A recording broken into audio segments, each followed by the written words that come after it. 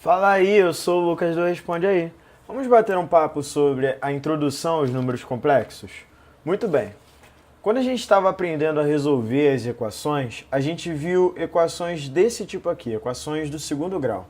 Daí, quando a gente via equações desse tipo, a gente passava o 4 para o lado de lá, ficava menos 4.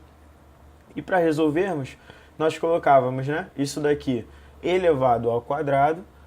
Quando a gente passava para o lado de lá, a gente fazia a raiz quadrada de menos 4. Aí surgiu o grande problema, certo? A gente sempre dizia que isso daqui não pertencia ao conjunto dos números reais. E isso é uma verdade. Só que, não sei se é uma boa ou uma má notícia para você, agora seremos capazes de resolver coisas desse tipo aqui.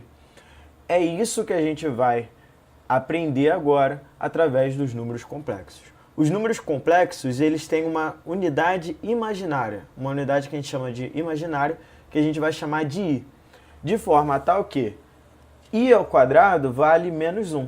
Daí você deve estar se perguntando, Lucas, por que isso daí vai ser importante para a gente?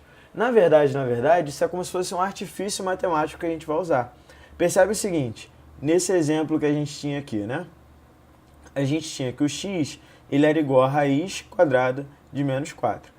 Se eu digo que o menos 4 ele é a mesma coisa, que o menos 1 vezes o 4, e como eu sei que o menos 1 ele é o i ao quadrado, eu vou ficar aqui dentro da raiz com o 4 vezes o i ao quadrado. Só que raiz de 4 vai ser igual a 2. Raiz de i ao quadrado vai ser igual a i. Agora, então, através dos números complexos, a gente consegue encontrar a resposta para esse tipo de equação que você está vendo na sua telinha. Belezinha? Muito bem. Vamos entender melhor agora algumas particularidades, como a gente vai representar esses números complexos, beleza? Primeiro tipo de representação que a gente vai ver é através da representação cartesiana ou algébrica. Qualquer que seja o número complexo, vai estar nesse formato aqui, ó. Z, que é o número complexo qualquer, vai ser igual a A mais BI, onde I é a nossa unidade imaginária que eu mostrei para você na outra hora. Então, olha para cá e a gente vai ver o seguinte. O A vai ser a nossa parte real, o B a gente vai chamar de parte imaginária e o nosso I é a nossa unidade imaginária. Percebe o seguinte, nesse caso aqui, como a gente só tem o 2 ao lado do I, multiplicando o I, esse cara vai ser a nossa parte imaginária.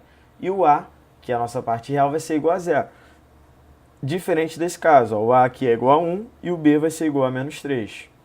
A parte real a gente vai dizer que é o A e a parte imaginária a gente vai dizer que é o B. E de forma simplificada a gente representa isso dessa forma aqui. Tá ok? Conjugado. Parece ser bastante complicado, mas pode ficar tranquilo. Esse nome não precisa te assustar.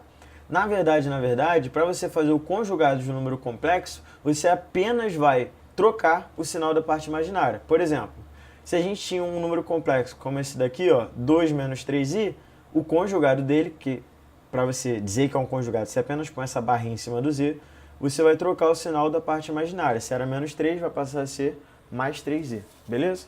De forma geral, se o número é a mais bi, você vai colocar ele como um a menos bi. Show? Tranquilo? Muito bem. Algo importante agora, representação gráfica. Quando a gente está falando de um número complexo, os nossos eixos cartesianos eles se comportam de maneira diferente. O eixo x, que é o nosso eixo horizontal, agora ele vai corresponder aos números reais. E o nosso eixo y vai corresponder aos números imaginários. Ou seja, a nossa coordenada vai ficar assim, AB, beleza? Como assim? Vamos ver.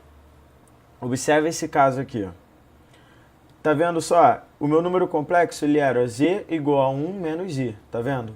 A minha parte real era igual a 1, minha parte imaginária está sendo igual a menos 1. Então, quando eu marco o meu número complexo, vai ser esse ponto aqui. O ponto que é necessariamente o nosso ponto 1 e menos 1. Essa daqui é a coordenada desse meu número complexo, beleza? É assim que a gente vai representar ele graficamente. Percebe que o nosso número complexo, ele é formado, na verdade, por um vetorzinho que vai apontar nessa direção aqui desse ponto Z, partindo sempre da origem, tá ok? Então observa comigo, Algo que eu quero que você tenha bastante em mente é o seguinte. toda vez que a gente estiver falando de uma representação trigonométrica, a gente vai estar preocupado com o nosso ângulo. Como assim, Lucas? O que você quer dizer com isso? Observe agora esse número complexo aqui. Se a gente fosse calcular quanto vale essa distância, basta a gente fazer o módulo desse tamanho aqui z. Concorda comigo? O módulo de z ali, ele vai ser 1 ao quadrado, que é o nosso x, mais 1 ao quadrado, que é o nosso y, dentro da raiz. Isso daqui vai ser igual a raiz de 2. Ou seja, esse tamanho aqui, esse módulo, vai ser igual a raiz de 2. E esse ângulo alfa, ele vai ser igual a 45 graus. Ora, mas para que isso daqui vai ser importante para a gente? Por quê? A gente tanto tem como representar o nosso número complexo através das nossas coordenadas x e y, como também a gente tem como representar o nosso número complexo através do ângulo e do tamanho dele, do módulo dele, tá ok? Representando ele dessa forma, isso vai ficar assim, ó, para você entender. Um número dessa forma aqui, ó, z igual a mais bi, vai se transformar no módulo de z vezes o cosseno do nosso ângulo alfa mais i seno do ângulo alfa. Ou, de forma simplificada, módulo vezes sinus, que é cosseno e seno do nosso ângulo alfa. Beleza? Como assim, Lucas? Para aquele nosso exemplo, ó, a gente tinha um módulo sendo igual a raiz de 2 e o nosso ângulo sendo igual a 45 graus. Colocando na nossa forma trigonométrica, isso vai ficar nesse formato que você está vendo na sua telinha. Esse tipo de coisa vai ser muito importante quando a gente for estudar as operações que envolvem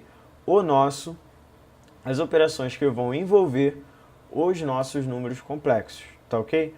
Principalmente potenciação e radiciação. Vai ser muito mais simples você fazer esse tipo de operação utilizando a forma trigonométrica. Show de bola? Muito bem. Para a gente fechar a nossa aulinha, a gente vai entender agora o que é a nossa representação polar, que é muito parecida, extremamente parecida com a nossa forma trigonométrica. Só que, no lugar da gente pensar no nosso cosseno e seno, a gente vai pensar nesse cara aqui, ó, o nosso r neperiano elevado ao i vezes o nosso ângulo alfa. E o nosso r vai ser necessariamente o nosso módulo do nosso número complexo, tá ok? Lembrando, né? Ah, Lucas, como eu vou encontrar esse ângulo? Como eu vou encontrar esse módulo?